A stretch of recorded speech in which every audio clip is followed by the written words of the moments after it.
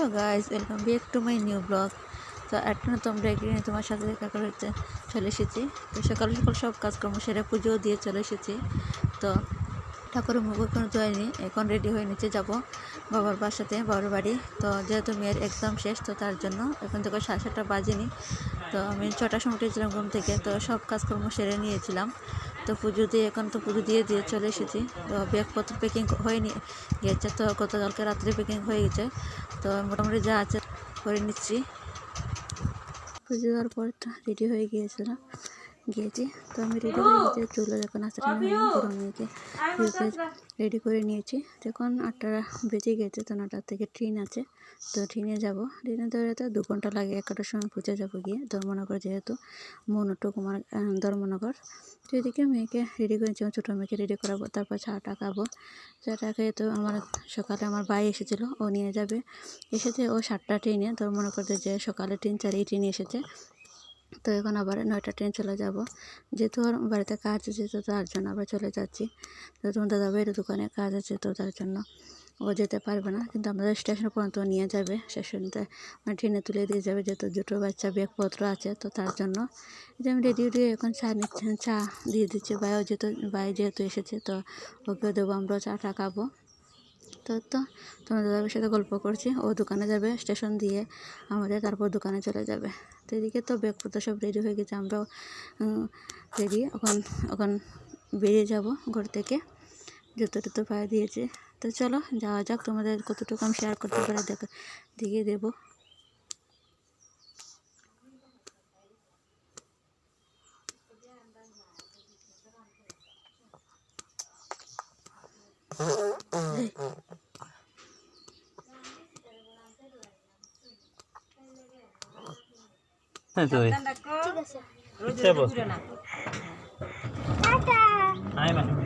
এদিকে আমরা তো তাদেরকে সাথে বিবিটা জানিয়ে আমরা চলে যাচ্ছি এখানে। তো থাকবো সপ্তাহ মতন, তারপর বাবার বাড়ি, যেহেতু বাবার কেউ নেই, ভাই আছে। তো আমার বোনও আসবে, যেহেতু ওর মেয়েকে, আমার বোনের মেয়েকে বাঙ্গাবি শাক ভাত খাওয়ানো হবে, তো তার জন্য আমরা যাচ্ছি। তো দেখতে দেখতে স্টেশন এসে গেছি, 9টা থেকে ট্রেন আছে। ট্রেন এখন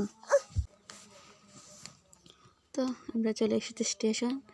তো এই তো দেখো, ভাই চলে এসেছিলো সকালবেলা। তো যেহেতু সকালে ট্রেনে চলে এসেছে, তো আপনার ট্রেন চলে যাচ্ছি। তো এখানে টিকিট কাউন্টারে টিকিটও কেটে নিয়েছি। তোমার দাদাভাই চলে এসেছিলো, আমাদের ট্রেন পর্যন্ত দিয়ে উঠে চলে যাবে। তো দেখতে দেখতে এখানে ট্রেন চলে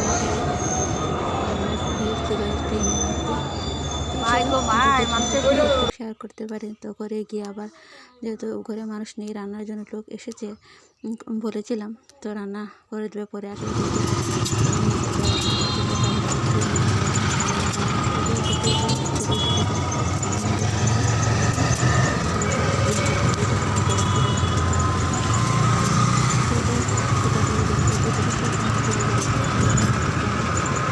শহর একটা, তো যেখানে ছোটো থেকে বড় হয়েছি। তো ওইদিকে চলে এসেছি বাবার বাড়িতে। তো দেখো আমার মা বাবা দুজনেই নেই, তো খুব মিস করি ওনারকে। কিছু করার নেই, যার যেরকম সময় আসে এরকম যেতে হয়। এদিকে দেখো মেয়ে খাবার খাচ্ছে, যেহেতু বারটার আমরা কিনে এনেছিলাম, তো তার জন্য তো খাবো দাবো। তারপরে ঘরে টুকিটাকি কাজ আছে, যেহেতু ভাই একলা থাকে ঘরের মধ্যে, অনেক সব দিকে জিনিস টানাপত্র ছড়িয়ে ছিটিয়ে রয়েছে। তো সেগুলো এখন পরিষ্কার করবো। আর এখানে মেয়ের জন্য আগে চুলা পরিষ্কার করে নিয়েছিলাম, নিয়ে এখন মেয়ের জন্য খাবার বানিয়েছি। যেহেতু ছোটো মেয়ে ভাত খাবে না, তো তার জন্য আলাদা খাবার বানিয়েছিলাম। আর এখন ঘর পরিষ্কার করবো, তারপর একটু করে আসবে, কাজের মাসে আসবে, ওরা এসে রান্না করে দিবে। তো যেহেতু আমি মেয়েকে নিয়ে পারবো না রান্না করতে, তার জন্য ভাই মেয়ে কাজের মাসি রাখা হয়। আর বিকেলে আমার বোনও আসবে, যেহেতু ও ধর্মনগরে থাকে, ও আসবে, ভাই আবার ওকে নিয়ে আসবে। তো এদিকে তো সব টুকিটাকি জিনিস আমি কাজ করে নিয়েছি। তো যেমন মুচি তোলা জিনিসপত্র সবগুলো মুচি নিয়ে ভালো করে যারা দূরে করে নিয়েছিলাম। তো অল্প পরিমাণে রয়ে গেছে, আবার কালকে করব। যেহেতু চুলা পরিষ্কার করে নিয়েছি ভালো করে, নিয়ে ঘরটার এখন ঝাড়ু দিয়ে দিচ্ছি। আর দুনো মেয়ে এখন খেলা করছে, টিভি দেখছে। তো এদিকে বাজে 2টা 2:30টার মতো বেজে গিয়েছে। তারপরে তো সিদ্ধ ভাত আমরা ডিম সিদ্ধ দিয়েছি, আর ভাত করেছি অল্প পরিমাণে। পরে এখন কাজের মাসে এসে তারপরে অন্য কিছু রান্না করবে। এদিকে তো যেহেতু ঘরে কেউ নেই, তার জন্য অনেক ঝাপড়া লেগেছে চারোদিকে, তো তার জন্য ভালো করে পরিষ্কার করে নিচ্ছি, যেহেতু ঘরে কেউ নেই তো তার জন্য।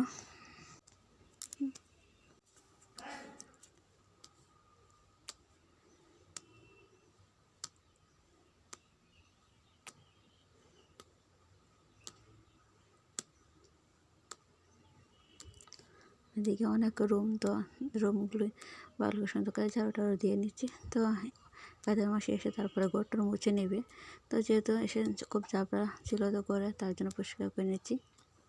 তারপরে তো ছোটো মেয়েকে খাওয়াবো, তারপরে ঘুম পাড়াবো, তো সন্ধ্যার সময় আসবে বোন, তো দেখি কতটুকু তোমাদের শেয়ার করতে পারি।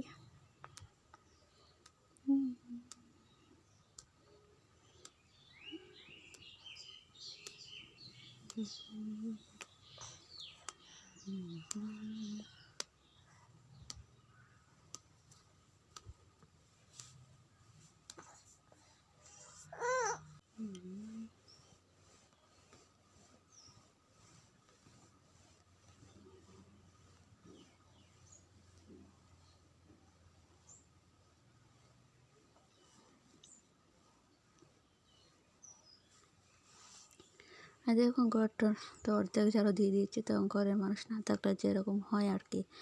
এদিকে মেয়ে এদিকে খেলা করছে, এদিকে আমি ঝাড়ু টাড়ু দিয়ে নিচ্ছি। তো আবারও আমাদেরকে দিয়ে চলে গিয়েছিলো কাজে, ওর কাজ ছিল, যেহেতু হাসপাতালে ও কাজ করে, তো তার জন্য হাসপাতালে চলে গিয়েছিলো। তো এদিকে তো ঝাড়ু টাড়ু দেওয়া শেষ, এখন ছোটো মেয়েকে খাওয়াবো, ঘুম পাড়াবো, তো নিচে একটু রেস্ট করবো, তারপর আবার সন্ধ্যার সময় তোমাদের দেখা হচ্ছে।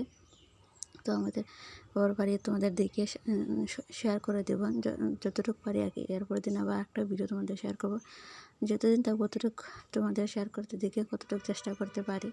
এদিকে দেখো টিভি দেখছে ও, আর এদিকে আমি ওকে খাওয়াচ্ছি। আর দেখো অনেক কাপড় চোপড় রয়ে গেছে, তো সেগুলো বাস করবে এক করে। তো চলো দেখে কতটুকু করতে পারি। এদিকে দেখো কাজের মাসে চলে এসেছে, ও এখন রান্নাবান্না করছে। এখন 2:30টার মতো বেজে গেছে, এখন ও রান্নাবান্না করছে, তারপরে ও খাওয়াবো, তারপর একটু ঘুমিয়ে পড়বো। এদিকে বিকাল বাজে 4:30-5টার মতন বাজে, তো রাস্তায় চলে এসেছিলাম। দেখো আমাদের বাড়ির রাস্তাটা অনেক লম্বা কিন্তু রাস্তা, আর পাশে আর খুব সুন্দর ভালো লাগে দেখতে, অনেক দিন পর আসা হয়েছে। তো আগে ঘন ঘন এসেছিলাম যখন মা বাবা ছিল, এখন তো নেই, তো আসা যাওয়া হয় না এখন। তো দুজন একটু বেরিয়েছিলাম রাস্তাতে, বেশি মানুষ নেই রাস্তায়, সবাই বাড়ি করে। এদিকে আমার বাবার বাড়ি, দেখো এটা আমাদের ঘর, এটা আমার একটা জেঠুর ঘর, তারপরে আমার বড়ো জেঠুর ঘর। যেহেতু আমাদের অনেক বড়ো বাড়ি, কিন্তু দেখো কিন্তু মানুষজন কম, আগে অনেক মানুষ ছিল, প্রচুর মানুষ ছিল, আর এখন আস্তে আস্তে সব বোনটার বিয়ে হয়ে যেত, সবাই চলে গিয়েছিলেন। তো দেখো এটা অনেক বড়ো বাড়ি, তো আরেকদিন তোমাদের শেয়ার করবো আমার বাবার বাড়ি। তো দেখো এটা হলো সন্ধ্যার সময়, তো বোন এসে গিয়েছিল। তো দেখো মেয়ে আর আমার বোন, তো অতটুকু বোন তুমি শেয়ার করছি। তো কেমন লাগে প্লিজ অবশ্যই কমেন্ট করে জানিও, এবং সাবস্ক্রাইব করে নিও কে কোথা থেকে দেখেছো। আর এদিকে ভাইয়া চলে এসেছে, তারপরে সন্ধ্যা টিফিন খাওয়া হবে, তারপরে ভাত খাওয়াবে। সবাইকে জানাই গুড নাইট। তো আরেকটা ব্লগ